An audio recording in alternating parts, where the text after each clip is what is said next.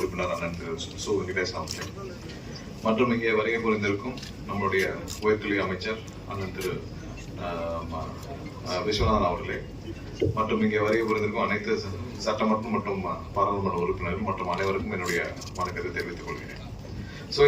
இந்த ஒருங்கிணைப்பு கூட்டம் கண்டிப்பாக அனைத்து துறைகளுக்கும் சேர்த்து அனைவரும் சேர்ந்து மதுரை மாவட்டம் மற்றும் இதில் ஒன்றிய அரசு சார்ந்த திட்டங்களும் மற்றும் மாநில அரசு சார்ந்த திட்டங்கள் அனைத்தையும் செயல்படுத்தும் முறைகள் எவ்வாறு செயல்படுத்த வேண்டும், எப்படி செயல்படுத்த வேண்டும், என்னென்ன இப்போ ஆன்கோயிங் ப்ராஜெக்ட்ஸ் இருக்கு, இதுல என்னென்ன பிரச்சனைகள் இருக்கு, ஒவ்வொரு துறைகளுக்கும் சார்ந்த கோஆர்டினேஷன்ஸ் எப்படி இருக்கு அப்படின்ற அனைத்தையும் நம்ம இந்த கூட்டத்தில் விவாதிக்க உள்ளோம்.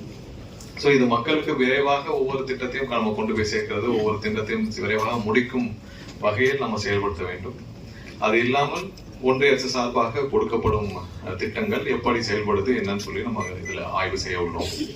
இதன் மூலமாக அனைத்து துறைகளும் உங்களுக்கு உள்ள ஒவ்வொரு துறைகளுக்கும் இருக்கிற பிரச்சனைகளை, அதில் உள்ள இடையூறுகளை நம்ம எல்லாம் இங்கே சரி செய்துவிட்டு ஒவ்வொரு வருஷம் நம்ம கொடுத்த என்ன டார்கெட்டுகளும் நம்ம ஒவ்வொரு திட்டங்களையும் முடிக்கணும், எப்படி செயல்படுத்தணும்னு சொல்றதை நம்ம விரைவாக செயல்படுத்தி முடிக்க வேண்டும். அதில் கண்டிப்பாக அனைவரும் ஒருங்கிணைந்து செயல்பட வேண்டும். ஏன்னா அதில் மக்கள் நலன் சார்ந்த விஷயங்கள் போன்ற முந்தைய காலகட்டங்களில் இருந்தவாறு எல்லாமே ரொம்ப குறிப்பிட்ட காலங்களுக்கும் முடிக்க வேண்டும் என்றால் அந்த குறிப்பிட்ட காலங்களுக்கும் அந்தந்த திட்டம் செயல்படுத்தி முடிக்க வேண்டும். குறிப்பிட்ட காலங்களுக்குள் மக்களுக்கு என்ன செய்ய வேண்டும் என்று சொல்லப்படுதோ அதுக்குள்ள முடித்து கொடுக்க வேண்டும்.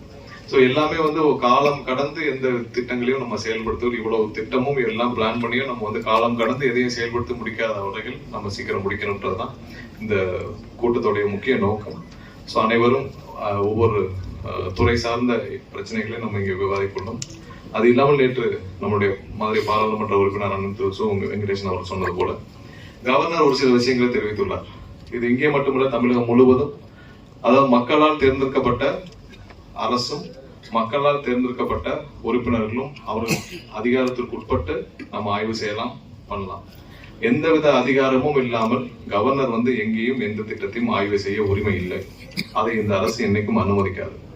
எங்கேயாவது தேவையில்லாமல் கவர்னர் இந்த அரசின் நிர்வாகத்திலோ இல்ல ஆய்வு செய்வன்ற போக்கில் எங்கேயாவது தலையிட்டால் அதுக்கு கடுமையான கண்டனம் தெரிவிக்கப்படும். கண்டிப்பாக எந்த அதிகாரிகளும் அரசின் அனுமதி பெறாமல் அதற்கு எந்த ஒத்துழைப்புகளும் கொடுக்கக்கூடாது என்பது இந்த அரசின் சார்பாக கேட்டுக்கொள்கிறோம். கண்டிப்பா கவர்னர் மக்களால் தேர்ந்தெடுக்கப்பட்ட அரசு இருக்கும் பொழுது கவர்னர் தேவையில்லாமல் அவர் போய் ஆய்வு செய்யறதும் எங்கேயாவது தேவையில்லாமல் தலையிடுறதும் அது தேவையில்லாத குழப்பத்தை ஏற்படுத்தும். அவருக்கு அந்த அதிகாரம் கிடையாது. அவர் தலையிடும் அதிகாரமும் கண்டிப்பா கிடையாது. இது இங்க மட்டுமல்ல, தமிழகம் முழுவதும் இதே நிலைமை தான் இருக்கும்.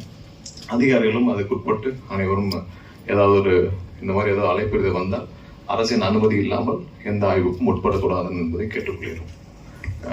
இந்த கூட்டத்தை சிறப்பாக இங்கே ஏற்பாடு செய்த மாவட்ட ஆட்சியர் நன்றி தெரிவித்துக் கொள்கிறேன். இங்கே வருகை புரிந்த அனைவருக்கும் மற்றும் அனைத்து துறைகளுக்கும் நன்றி தெரிவித்துக் கொள்கிறேன். நன்றி.